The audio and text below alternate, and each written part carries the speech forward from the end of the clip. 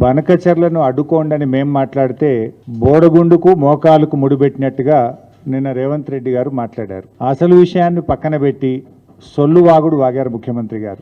బేసిన్ల గురించి basic knowledge లేకుండా నిన్న రేవంత్ రెడ్డి గారు మాట్లాడారు. ఆయనకు బహుశా బ్యాగుల మీద మంచి నాలెడ్జ్ ఉన్నట్టుంది కానీ బేసిన్ల మీద ఆయనకు నాలెడ్జ్ లేదు అని నిన్నటి పీపీటీతో స్పష్టమైపోయింది. పీపీటీ పెట్టి మరీ రేవంత్ రెడ్డి గారు, ఉత్తమ్ కుమార్ రెడ్డి గారు తమ అజ్ఞానాన్ని బయట పెట్టుకున్నారు. వాళ్ళు పెట్టుకుంటే పర్వాలేదు కానీ రాష్ట్రం పరువు పోయింది. మా రాష్ట్ర నీటిపారుదల శాఖ మంత్రి, మా రాష్ట్ర ముఖ్యమంత్రి ఇంత కనీసమైన బేసిక్ నాలెడ్జ్ లేకుండా ఉంటారా అని రాష్ట్ర ప్రజలు నవ్వుకునే పరిస్థితి. ఈ రాష్ట్ర ముఖ్యమంత్రి ఇంత అజ్ఞానిగా ఉంటాడా అని చెప్పి ఇవాళ దేశం ముందు పరువు పోయే పరిస్థితి వచ్చింది. ఒక ముఖ్యమంత్రి, ఒక ఇరిగేషన్ మంత్రి ఇంత కనీస అవగాహన లేకుండా మాట్లాడడం ఈ రాష్ట్రానికి పట్టినటువంటి దౌర్భాగ్యం.